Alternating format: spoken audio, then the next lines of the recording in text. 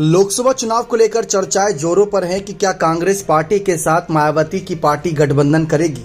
लेकिन लोकसभा चुनाव से पहले जरा नजर डालते हैं विधानसभा चुनाव 2022 पर, जो उत्तर प्रदेश की सियासी सत्ता के खेल को उजागर करती नजर आई थी, जिसमें मायावती की पार्टी को सबसे बड़ा झटका लगा था। इनका वोट परसेंटेज ग्राफ बिल्कुल गिर गया था। लेकिन ऐसे में सवाल यह था कि क्या कांग्रेस पार्टी ने इन्हें मुख्यमंत्री बनने का ऑफर दिया था।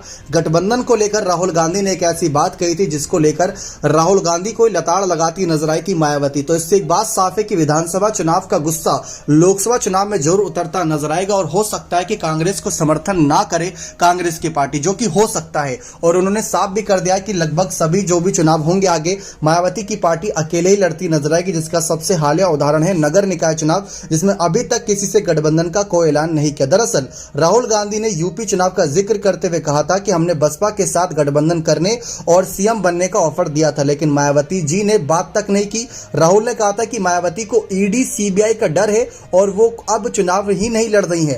जी हां, देखा जाए तो पिछले कुछ उपचुनाव हुए, वहां पर बीएसपी नहीं उतरी और साथ ही साथ नगर निकाय चुनाव के प्रचार से भी उन्होंने दूरी बना ली। तो क्या सच में मायावती को ईडी सीबीआई का डर सता रहा है, इस वजह से दूरी बनाई, या फिर वो अपनी एनर्जी सेव करके लोकसभा चुनाव के लिए उतरती नजर आएंगी। राहुल के इसी बयान के बाद लखनऊ में एक प्रेस कॉन्फ्रेंस ने, तब मायावती कहीं ना कहीं प्रेस कॉन्फ्रेंस के दौरान मायावती ने अपनी बात रखी थी और राहुल गांधी पर पलटवार किया था।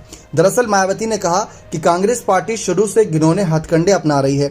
राहुल गांधी का यह कहना है कि मैंने जवाब नहीं दिया, ये बात गलत है, इसमें कोई सच्चाई नहीं। उन्होंने कहा कि कांग्रेस को दूसरी पार्टियों की चिंता करने की बजाय अपनी पार्टी की चिंता करनी चाहिए। हमारी पार्टी का काम करने का तरीका अलग है। चुनाव के बाद हर विपक्षी पार्टी द्वारा नतीजे पर समीक्षा होनी चाहिए, लेकिन इस तरह की बातें नहीं होनी चाहिए। उन्होंने कहा कि कांग्रेस का हाल अभी खिसियानी बिल्ली खंबा नोचे जैसा हो गया है, तो ये साफ बात कर दी। साथ ही साथ मायावती ने उस वक्त ये भी कहा था कि कांग्रेस के बीएसपी पर कुछ भी बोलने से पहले 100 बार सोचना और समझना चाहिए। साथ ही कहा कि बीजेपी से लोहा लेने के मामले में उसका खुद का क्या रिकॉर्ड रहा, ये कांग्रेस को देखना चाहिए। राहुल के बयान पर मायावती ने कहा था कि राजीव गांधी ने भी बीएसपी को बदनाम करने और कमजोर करने के लिए कांशीराम को सीआईए का एजेंट बताया था। मायावती ने कहा कि अब उन्हीं की राह पर चलकर उनके बेटे भी इस तरह का आरोप लगा रहे हैं और बीएसपी को कमजोर कर रहे हैं। तो विधानसभा चुनाव का यह आक्रोश आप देख सकते हैं।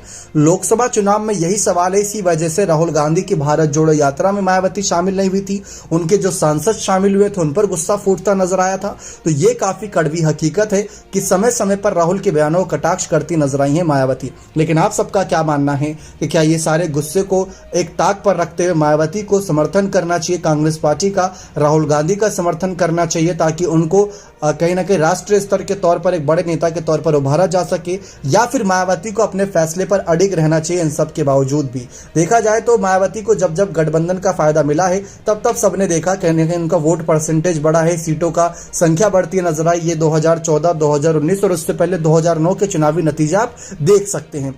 लेकिन यहां पर सवाल है बात धोखेबाजी की, बात है गलत बयानों की, बात है पलटवार की, बात है यहां पर पूरी तरीके से समर्थन की कि किसको समर्थन करने के बाद उन्हें क्या फायदा होता है। तो ठीक वैसे ही कांग्रेस पार्टी को लेकर मायावती ने भी अपनी इच्छा साफ कर दी थी, अपनी बातों को साफ कर दिया था। तो प्रधानमंत्री चुनाव में कहा जा रहा है कि मायावती की तरफ से छाछ भी, ठंडी छाछ भी फूक फूक कर पी जा रही है ताकि लोकसभा चुनाव 2024 में कोई गड़बड़ ना हो, लोकसभा चुनाव 2024 में जितनी ज्यादा सीटें हो सके निकाल सकें। लेकिन एक बात राहुल गांधी का बयान बार बार खटक रहा है कि क्या सचमुच मायावती ईडी सीबीआई की जांच के डर से बचने के लिए ही बीजेपी पर इन दिनों कम हमलावर होती नजर आ रही है? क्योंकि देखा जाए तो मायावती के इतने ज्यादा खुलकर बयानबाजी बीजेपी के खिलाफ नजर नहीं आ रहे। इस मामले पर अपनी राय जरूर रखें कमेंट सेक्शन में और साथ ही साथ ये भी बताइए कि क्या मायावती को समर्थन करना चाहिए कांग्रेस और तमाम विपक्षी पार्टियों का, या अकेले ही चुनाव लड़ना चाहिए। बने रहें चैनल के साथ ऐसी और तमाम जानकारियों के लिए। बहुत बहुत धन्यवाद।